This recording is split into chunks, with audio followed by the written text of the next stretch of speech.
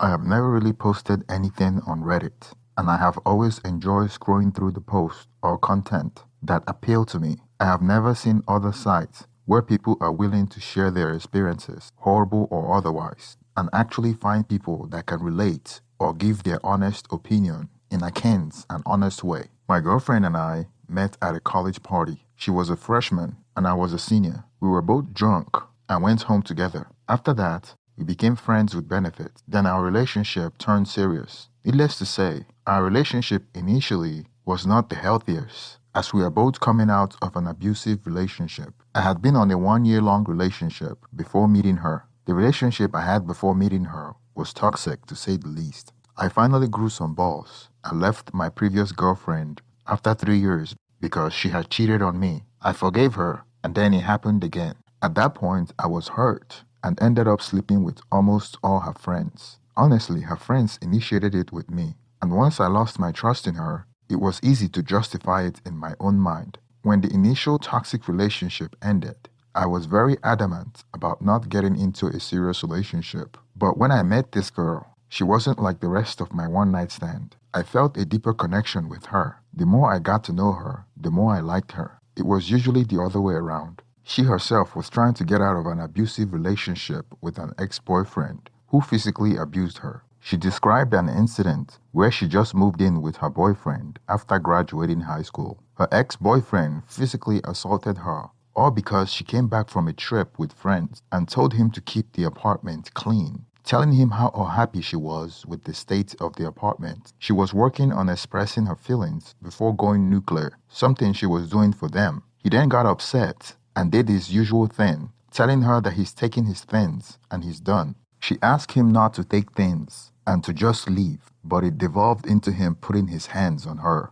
choking her out several times till she nearly passed out and spitting blood. At some point, she started defending herself by pushing him off or punching him, but she was significantly smaller, so it wasn't worth much. He punched her in the face, arms, and legs, and was pretty sure her nose was broken. As any normal person would expect, she broke up with her ex-boyfriend, but never filed any charges against him. When I asked her why she didn't press charges, she said that she wanted it to go away. I didn't ask her any more questions about it, because I figured that must be a traumatic experience for her. My one and only rule after my first real horrible relationship was don't break my heart. That was literally the only thing I ever told her. I was older than her when we met, and I told her I would never be jealous or try to control her. But if she ever broke my heart or betrayed me, I would leave immediately. It was literally my one rule. Never told her she can't go out with friends or go and party. I would never give her a hard time partying or having a good time.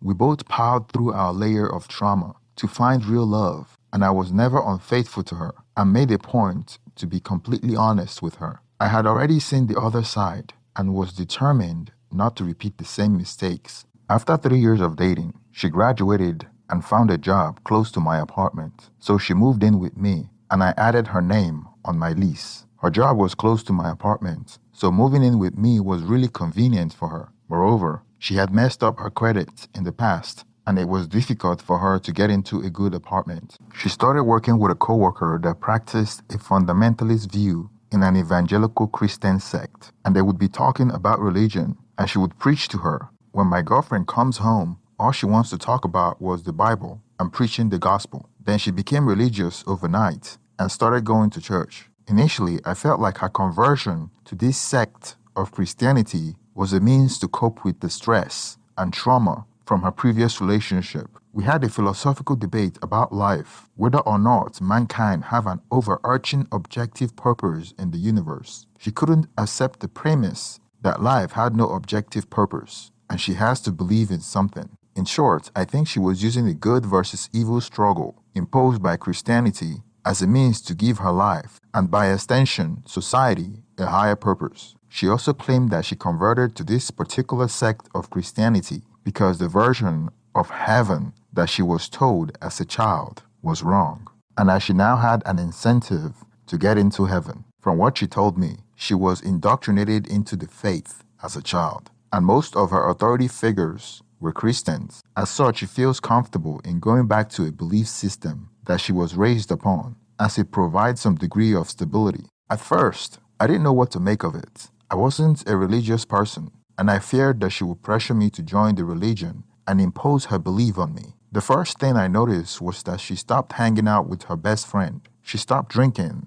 and was trying to get me to stop drinking as well, which didn't make sense to me because, if I recall correctly, Jesus did change water to wine, so Jesus encouraged drinking. But this argument didn't sit well with her. I didn't mind giving up drinking because it was all around a positive thing, but she continued to move the goalpost until she was debating whether we should remain sexually active since we haven't gotten married. That was where I drew the line, and she understood that. I was too scared that her behavior would change as she interacted with more Christian fundamentalists. Her best friend and I would talk on the phone sometimes, but it became frequent since the sudden change in my girlfriend. She would call me telling me that my girlfriend is pressuring her to go to church with her and judging her on things both of them were doing in their past. We both found solace in the fact that we share stories about my girlfriend from our shared experiences with her. Then one night, my girlfriend woke up crying and said she had so much on her mind, and we went back to bed because she didn't want to say anymore. Thinking she was having one of her spiritual episodes that I was starting to get used to, I didn't think anything of it. The next day, she said she wanted to tell me something, but was scared it would change everything and how I see her. And she's worried that if she told me, it might make me see her differently, and that it was the old her, and that sinful person is no more. In my gut, I knew what she was about to say. I helped ease her along, and straight up said, I think I know where this is going. Were you with someone else? She nodded and told me that about a year ago, her ex-boyfriend that physically assaulted her reached out to her. They started talking about getting back together. She turned him down though, but they slept together a handful of times before she rejected him. Her confession knocked me off my socks. I couldn't believe that not only did she cheat, but who she cheated on me with. She claimed that this started eating her up inside, and she couldn't open herself to God. Why she was harboring this guilt in her heart. The way she made it seem like I was just going to forgive her and praise her for being honest. This happened a year ago or so for her, but for me, it's fresh. It's another trauma all over again that will take a hell of a lot of time to process. It's also something that I will never get over if I choose to stay in this relationship. She went against the one stipulation I had and only confessed because of her newfound religion. The whole foundation of our relationship was rocked to the core. I asked her what she expects me to do, and she said that I should forgive her because it happened so long ago, and they dated for a long time, and in the end, she chose me instead of him. I told her that if I had known about the cheating at the time it happened, I would have broken up with her. I am not the best at communicating how I actually feel all the time. My dad is an old school guy, and that was never really an option for me growing up. She just had this idea that I was going to just accept her cheating and thank her for being honest. I tried to get some answers from her,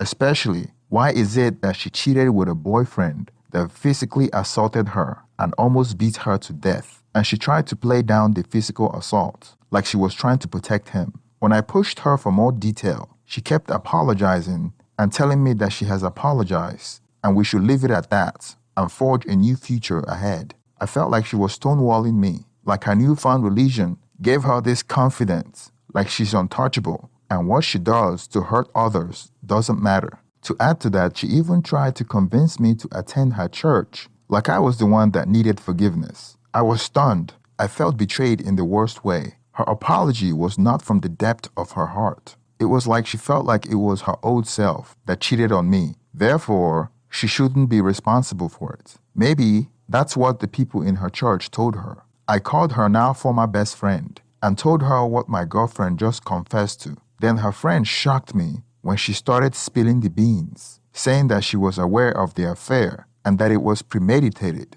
It wasn't something that just happened by accident. She claimed that she was shocked that she would even spend time with her ex after how he treated her and how she thought I was too good for her. After speaking with her former best friend on the phone, it was clear that she was warned, but carried on the affair with her abusive ex. I wanted to hurt her in the worst way. I wanted an exit revenge. I felt like walking away would be too easy. I wanted her to feel something. The old me would have done what I did to my ex-girlfriend that cheated on me, which is to sleep with all her friends. Well, I am still the old me, unlike my cheating girlfriend that keeps denying her past and won't take responsibility for what she did in her past. I decided to take revenge on her. I knew her girlfriend had a crush on me since I started dating my girlfriend, but I never acted on it. She and my girlfriend are no longer close as they used to be, so they didn't talk on the phone all the time. One Saturday evening, my girlfriend went to church, so I invited her friend over